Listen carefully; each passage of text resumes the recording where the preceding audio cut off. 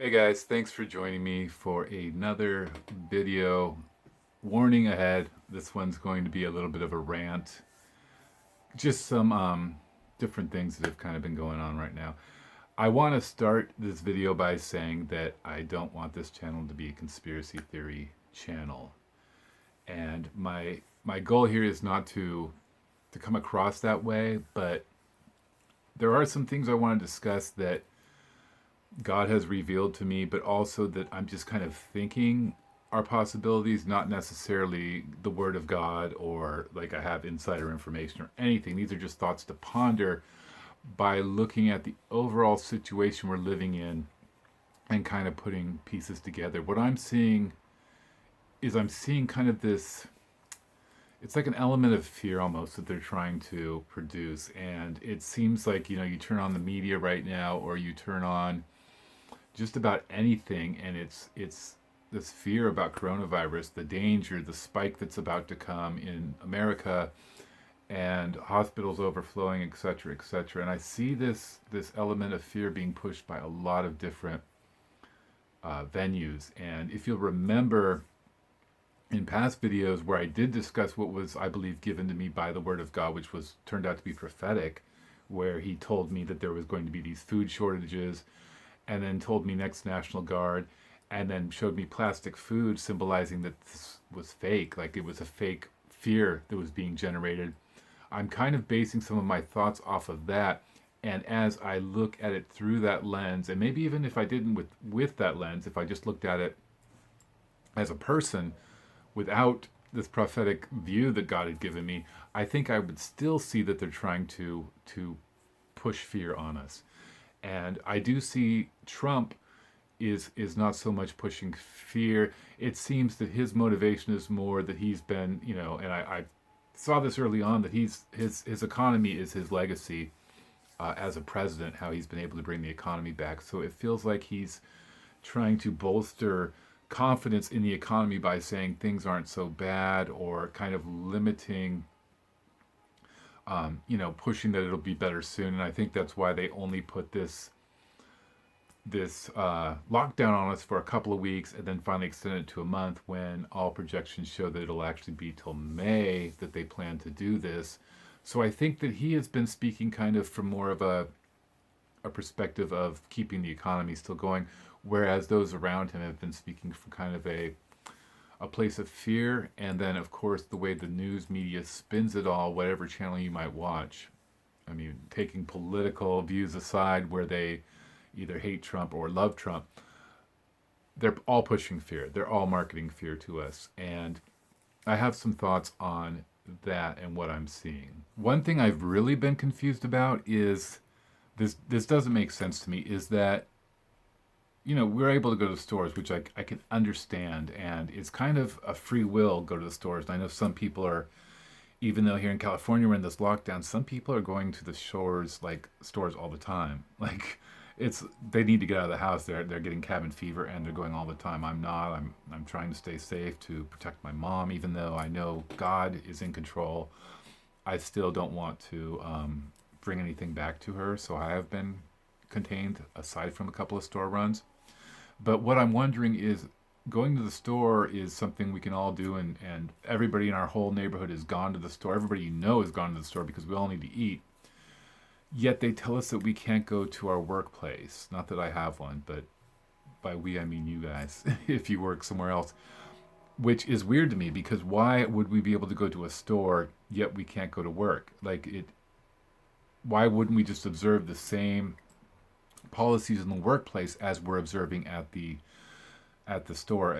They have a really loose definition, it seems, of essential right now, because I see a lot of people going to work that I don't feel are essential. I have gardeners going up and down the street, and I know they're not by each other, but why is a lawn so important to where we're having gardeners out working and then they're going to the store to get lunch or whatever? Why are we having them out as essential? And I'm sure other people, you know, I haven't seen who's out. And, if I worked in a warehouse right now, which a lot of my younger years I worked in warehouses, I could easily see social distancing being implemented in those environments, where even if I was a non-essential, I worked at a record labeled, record distribution company for a while, where we distributed CDs. man, I would pull orders and I didn't see people. I didn't have to be close to people. And if they provided some kind of cover for our face or gloves, and I know that they're in short supply, but if we abide by the same laws as we or rules as we abide by in the store, then why shut that down? Why shut down a lot of these things? Because I'll tell you, I've been in the store and I've had people come right up on me, like, and I am keeping social distancing. I'm aware of the 6 feet rule, so I am definitely. But I've had people march right up on me, and the same, a work environment, you have more control over the people, I guess, where you could have a seminar on how to be safe in the environment. I know that certain companies like Amazon are considered essential, and they are still working through this. And I know that in New York, they were considering, I don't know if they ever did, striking because of a lack of safety equipment to keep them safe, which actually got me thinking about a whole nother thing is, what if all of a sudden grocery stores started to strike and followed suit? We'd be in a lot of trouble. That's a whole nother thought. But why is that? Why can't a lot of us still go to the workplace? And by us again, I mean you guys, since I'm working from home at this point. Why can't people go to work like they would normally do as long as they're not in these tight quarters? Or if they are in tight quarters, figuring a way to spread them out a bit more, having a day shift and a night shift where you have, half your crew during the day and half your crew at night. There's ways to work around this to where people are still getting paid. And if they want to work, they can work. And these companies are still producing or servicing whatever they may do. I don't get it. It doesn't make sense to me. And that's something that's really been weighing in my head, especially thinking about when I feel God was telling me that this whole thing is kind of fake and drummed up. I don't believe the coronavirus is fake. I do believe that people are getting sick, that people are even dying from it. I do believe that's real. I just don't believe that it's maybe as big as we're seeing it, or that maybe the way they're portraying it isn't what we're seeing. Like there's something not right there, and I don't know exactly what that is, but that brings all these questions to mind. Another thing I've seen, and this may get this video banned, I do hope not. One interesting thing is that on YouTube here, when I uploaded my videos today, or when I've been uploading them ever since this coronavirus, they said a lot of people weren't able to come to the workplace so that their bots are having to look at videos, and some videos might get banned that didn't deserve to be banned or whatever. Like almost like it was just like, well, a human didn't do it. Sorry, your video got banned. And that's weird to me. It's also weird to me that a lot of these videos that, when you search for videos on a certain subject, it's buried behind the real news. I mean, like, I used to like to watch alternative media and just kind of see what people are saying, get different viewpoints. And it's buried beneath all of the mainstream media channels so that you finally find, even if you look up like coronavirus conspiracy theory, for example, it's buried behind a bunch of things debunking the conspiracy theories.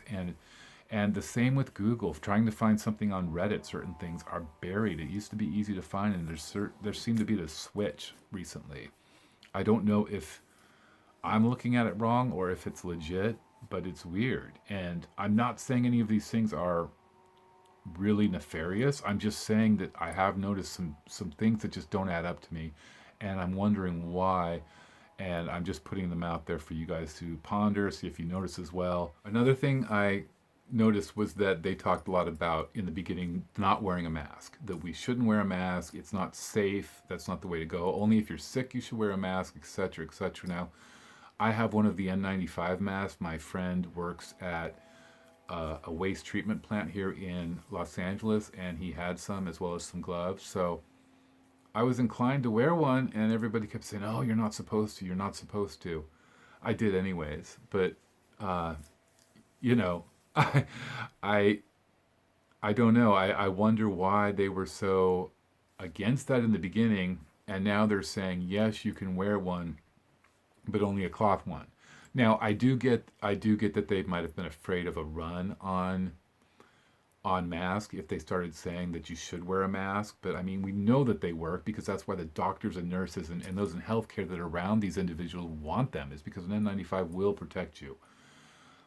But they're saying that we would use them improperly is what they came out with recently, that they thought our hands would be touching our face more and we would be using them improperly.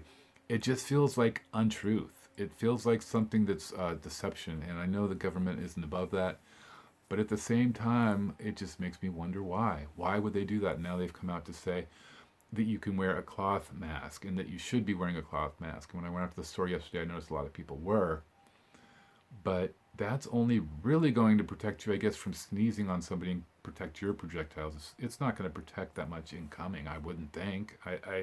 Otherwise, doctors and nurses would be cutting up old, T-shirts at their home to wear into the ER or the ICU to work with patients. So I guess what I'm saying is what I have started to wonder if what we're living in now is going to be the new norm where we don't leave much. I mean, it's a virus. If it's a virus, it can go on. I heard the WHO, the World Health Organization, had said that they wanted to potentially be able to go into homes to remove people that had the virus. And that's a dicey situation. Like, how effective are these tests? Are they 100%? And do you have that right to walk in and take somebody, remove them from their home? If this is the new normal, which I have to think it is, because we're talking about a virus. And if we're talking about a virus, we do know here in LA it's actually gone down, and they attribute that to social distancing. I think it's also because of the weather. We have had a lot of rainy weather here recently, but at the same time we have a warmer climate, a drier climate, perhaps less habitable for the virus to remain, and perhaps that's why we're not getting hit as hard as New York. So I do believe in the summertime we will have, this kind of, it'll creep down, maybe even go away. And I believe back in like October, perhaps September, October, November, it'll come back because that's how viruses work. They generally go to the southern hemisphere for their winter while we're in summer, and then it comes back. So, they're talking about this, and they're also talking about a vaccine, and that it will be about 18 months to where it's going to be able to be created. So I wonder, will we be in this situation where we might get a little bit of a break, a little bit of a let up, not a normal, but just a little bit of a let up during the summertime where we can actually go out and act normal, and then be confined again through the winter. And by the time this vaccine is ready, we'll be so desperate, we'll say, give me, give me, give me. I don't want a vaccine. I've been injured by medical intervention, by an antibiotic, so I don't want a vaccine. Like, I don't. I know from self-experience that medicine can harm. It has harmed. It harmed me. It took away 15 years of my life, and I'm still having issues from it. So, and I've seen it do it to many other people. I'm not alone in that. So I would say no to that. But what if they say, well, I look at the school system as an example where children have to have the vaccine to go to school. And they will tell you, if somebody doesn't have the vaccine, that they could infect other kids. But then the counter argument to that is always, well, if my kid doesn't have the vaccine and other kids do, the other kids are protected. They're fine. They're not going to get anything that my kid might have. So I worry at times that they would do that with us as adults and say, look, you have to have the vaccine, and somehow make it mandatory to where we have to have the vaccine for fear of infecting other, instead of just signing some kind of consent saying, look, I'm not accepting the vaccine. I know everybody else is getting a vaccine. They're protected, but I will take the risk. I will accept the risk of not taking a vaccine. I'm not saying I'm anti-vax, and please don't get into me being anti-vaccine, because I'm not necessarily. I don't want to share an opinion on that. Personally, I don't want to take it just because of what happened to me, but I don't know. I can see some real benefits to them as well, and I know that they have helped cure diseases. They have helped, I think maybe, I guess more of where I'm at is that I think we overload with vaccines. We give a little, maybe too much, and there could be a happy medium. One final thing I wanted to share, guys, is this CBD stuff that I've been marketing right now. I've some guy generously donated it to me to be able to try, to be able to sell, to be able to use, however. And I'm keeping some of it because I don't want to go without it. This stuff, my mom had fallen down and got an injury on the stairs. The CBD cream. She fell down the stairs and had injured herself, and nothing was helping. She was in pain every day. She put this on one night after a shower and was like, wow, I feel amazing the next day. So she's been on it, like, really good. Other people have tried it and been like, wow, my anxiety is under control. My personal anxiety has been under control using it. and I have lower back pain and neck pain. I've been using it on that, and I forget to take it because my neck pain and back pain haven't been there. I used to put it on in the morning, like I would put it on in the morning, like the first day or two, and then I kind of started forgetting because I didn't have the back pain. It lasts really long for me, and it's a generous amount of cream. I have barely even dipped into the sample that I'm using between me and my mom, just spreading COVID like nothing. No, we're not. We're clean, but and it goes a long way. So this is only $20. I'm doing it for a $20 donation if you want to donate below. This stuff, man, talk about for anxiety, for mood, for insomnia, for just general like well-being for myself. These things, man, this liquid, it's 1,000 milligrams, 30 milliliters of broad spectrum. Obviously, you could tell by the way I'm talking. I don't know much about it. I just know that it works really well.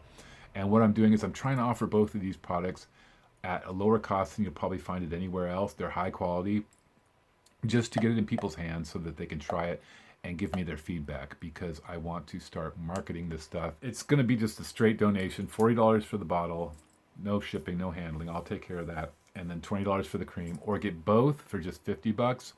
I've sent out a couple this week to people, but I still have more. And if you're interested, please make that donation, and then right when you send the donation, your shipping information, so I know to send you out one.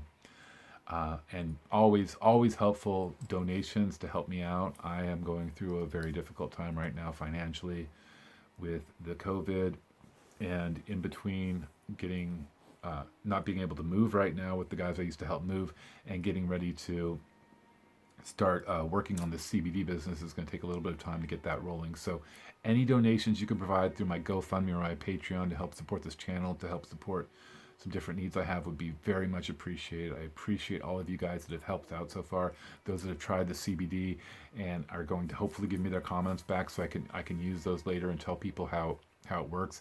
And also those people that just have generously donated out of the goodness of their heart and have shared the fruits of the Spirit with me. I appreciate that so much. And that is it, guys. I would love to pray for you if you need prayers, if there is fear, uncertainty, anything. Please let me know in the comments below, and I will pray for you. And by that way, we can get to the Father and have more prayers going, and just have God willing, He will get us all through this. And I know that He will. He will provide. And is all we're called to do is be faithful and obedient, and He will take care of the rest. So have no fear. Don't worry. And hang in there, guys. Until next time, God bless.